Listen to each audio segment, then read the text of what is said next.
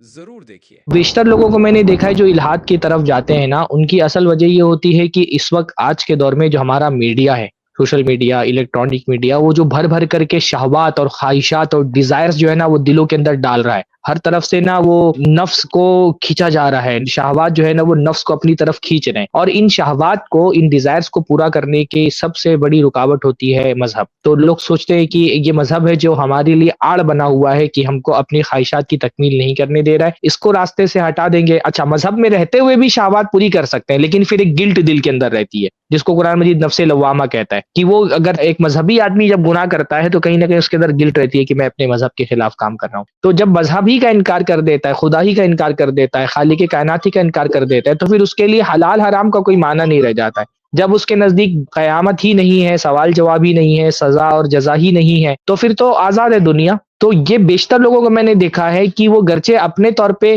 اللہ تعالیٰ کے انکار کے لیے شبہات پیش کرتے ہیں، عقلی دلائل دیتے ہیں، لیکن اصل مسئلہ یہ نہیں ہوتا جو وہ بول رہے ہیں، ان کے دل میں اصل میں شہوات ہوتی ہے، جس کو قرآن مجید نے فرمایا نا، لا اقسم بیوم القیامہ ولا اقسم بالنفس اللوامہ ایحسب الانسان ان لن نجمع عظامہ، کیا انسان نے یہ سمجھ کر کے رکھا ہے کہ ہم اس کی ہڈیوں کو جمع نہیں کر سکتے؟ بلا قادرین علی ان نسوی بنانا، ہم تو اس کی انگلیوں کے پور کو بھی درست کرنے پر قادر ہیں۔ بل یرید الانسان لیفجر امامہ، انسان کا اصل پرابلم یہ نہیں ہے کہ اس کو اللہ تعالیٰ کا وجود یا اس کو قیامت کا آنا یہ سمجھ نہیں آ رہا ہے، مسئلہ یہ ہے کہ وہ گناہ کرنا چاہتا ہے۔ یسأل ایان یوم القیامہ، اس لیے پوچھتا ہے قیامت کب آئے گی۔ تو اس انکار کے پیچھے عام طور پہ آپ دیکھیں گے شہوات ہیں، آرزویں ہیں، ڈیزائرز ہیں۔ اس لیے جو زید بھائی نے کہا نا کہ بھائی انبیاء کا جو طریقہ دعوت ہے ٹھیک ہے، اس میں ایک تک کے لاجیکل آرگیومنٹ ہے، لیکن صرف لاجیکل آرگیومنٹ نہیں ہے، ایک ایموشنل اپروچ بھی ہے۔ آپ قرآن مجید کا جو دعوتی مزاج ہے اور جو قرآن مجید کا ایک دعوتی اپروچ ہے، اس میں آپ دیکھیں گے تو جہاں پہ آپ کو لاجیکل ایک وہ بھی ملے گا، دلائل بھی ملیں گے،